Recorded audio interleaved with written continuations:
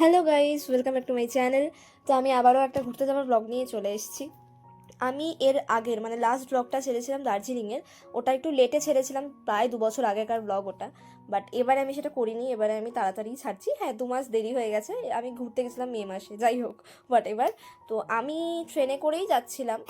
ফার্স্টে এনজিপি যাব, তো এবারে আমরা যাচ্ছিলাম সবাই মিলে, মিন্স আমার ফ্যামিলির লোক তো যাচ্ছিলোই, সাথে আমার মাসি মেসো ভাই ওরা তিনজনে আমাদের সাথে যাচ্ছিল।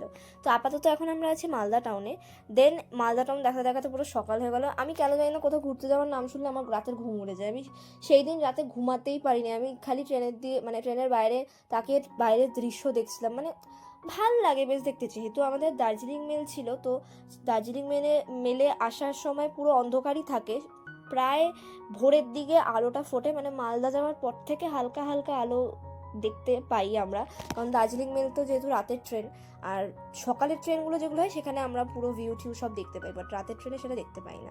যাই হোক, আমরা ভিউ দেখতে দেখতে জলপাইগুড়ি স্টেশনে নেমেও গেছিলাম। দেন ওখান থেকে আমরা গাড়ি করে বেরিয়ে পড়েছিলাম পেলিংয়ের পথে। ফার্স্টে আমরা গেছিলাম শিলিগুড়ি এনজিপি থেকে, দেন ওখান থেকে গাড়ি করে আমরা গেছিলাম পেলিংয়ের পথে। তো রাস্তা দিয়ে যেতে যেতে তো আমার আলাদাই মজা হচ্ছিলো। পাহাড় জিনিসটা আমার কাছে একটা ইমোশন। আমি পাহাড় খুব ভালোবাসি, সেটা যেখানেই হোক। মানে যে কোনো বড় কোনো জায়গা, পাহাড়ি জায়গায়, যেমন দার্জিলিং, গ্যাংটক, পেলিং, কালিম্পং, কার্শিয়াং, এই জায়গাগুলো আমার কাছে ইমোশন। আমি পাহাড় ভীষণ ভালোবাসি। আমাকে যদি কেউ জিজ্ঞেস করে সমুদ্র না পাহাড়, আমি সবসময় বলবো পাহাড়। পাহাড় পাহাড়ের উপরে আর কিছু আমি দেখতেই পারি না। যাই হোক, তো আমরা রাস্তা দিয়ে যেতে যেতে এত সুন্দর সুন্দর ভিউ, এত সুন্দর সুন্দর গাছপালা, তিস্তা নদী দেখতে দেখতে যাচ্ছিলাম। আর প্রচুর গল্প আড্ডা সব করেছি।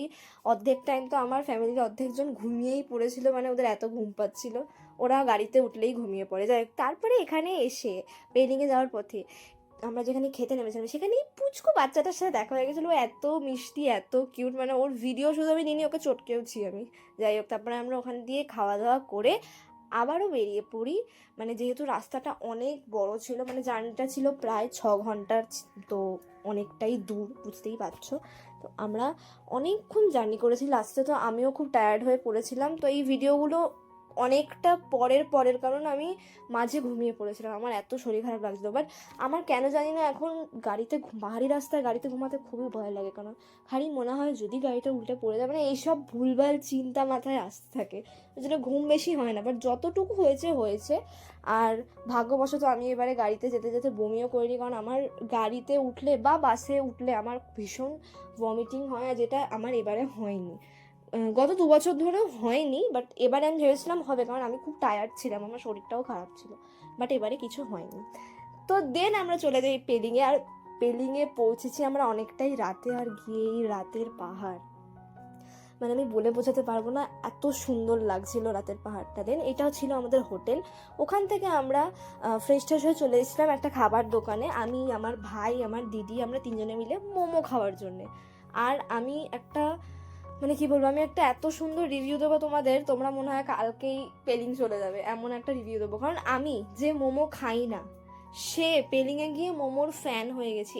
এত টেস্টি ওখানকার ফ্রাইড মোমো আর নর্মাল স্টিম মোমো, লাজবাব। যাই হোক, তারপরে তো ওখান থেকে আমি পেলিং লেখাটা দেখালাম।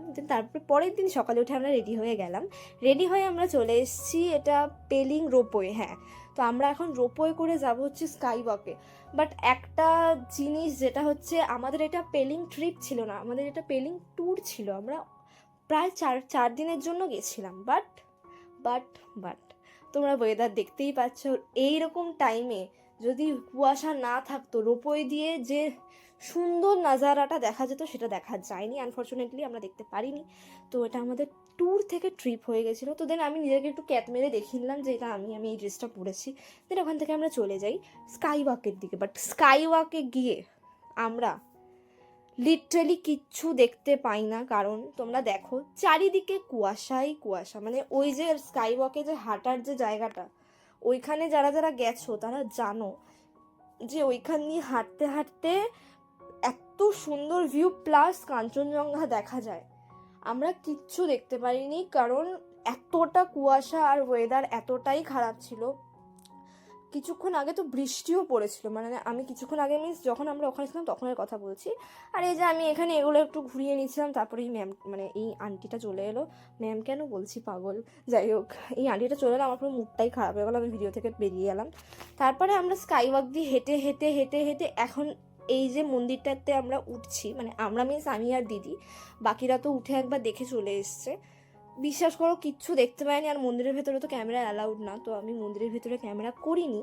বাট আমি কিচ্ছুই ভালো করে দেখতে পাইনি, চারিদিকে কুয়াশা, যতটা সম্ভব ছবি মানে কিছু কিছু ছবি নিজের তুলেছি যেগুলো আমার ইনস্টাগ্রামে পোস্ট করা হয়ে গেছে অলরেডি, বাট ঠিক করে ঘুরতেই পারিনি। মানে কি বলবো আমি, এই যে এত কিছু দেখাচ্ছি, মানে পাহাড় এখানে তোমরা কেউ দেখতে পাচ্ছ, দেখতে পাবেও না, কারণ পাহাড় তো দেখাই যাচ্ছিল না, চারিদিকে কুয়াশা। তারপরে ওয়েদার এতটাই খারাপ ছিল, আমাদের যে গাড়ির ড্রাইভার সেও আমাদেরকে বলছিল যে আপনারা ভালো টাইমে এসছিলেন, বাট আপনারা যেদিন এসছেন তার আগের দিনই ওয়েদার ভালো ছিল, আপনারা যেদিন এলেন সেদিন ওয়েদারটা পুরো খারাপ হয়ে গেল। আর রাতের আকাশ কত সুন্দর লাগে দেখতে, বাট আমরা সেটা দেখতে পারিনি, কারণ পুরোটাই কুয়াশায় ঢাকা ছিল। আর কাঞ্চনজঙ্ঘা তো ভুলেই যাও, কাঞ্চনজঙ্ঘা দেখতেই পাইনি। যাই হোক হোয়াট এভার, আমি এইসব দুঃখের কথা পরে সাইড করলাম, মানে পরে বলবো। আমরা তারপরে চলে আসি আরেকটা জায়গায়, এটা কোন জায়গা, এটা মানে কোনো চিড়িয়াখানা টাইপ না, চিড়িয়াখানা, এটা হচ্ছে পাখিরালয় টাইপের, মানে এখানে সব ধরনের পাখি আছে। তো এখানে আমি একটু নিজের ভিডিও করছিলাম, এই ভিডিওটা তো আমি আমার রিলসেও পোস্ট করেছি হাঁটার স্লো মোশনে। বাট এই জায়গাটা সত্যি খুব পিসফুল জায়গা ছিল, মানে এই জায়গাটার আমি ফ্যান। এই জায়গাটা সত্যি মানে কুয়াশা না থাকলে আমি জানি না আরও সুন্দর হয়তো দেখতে পেতাম। এরপরে আবার একবার না হয় গিয়ে ঘুরে আসবো এই জায়গাটায়। বাট যে কটা জায়গায় ঘুরতে গেছি, মানে যে কটা স্পটে গেছি, সব কটা স্পট খুবই সুন্দর ছিল। আর এটা হচ্ছে আমাদের লাঞ্চ সেদিনকার, লাঞ্চটাও আমরা ওখানেই কোনো একটা জায়গা থেকে করেছিলাম, বাট আমি ঠিক জায়গাটা জানি না। আর এটা হচ্ছে ম্যাগি, পাহাড়ে গেলে তো ম্যাগি খেতেই হবে। যাই হোক, তারপরে ওখান থেকে আমরা চলে আসি আরেকটা জায়গায়।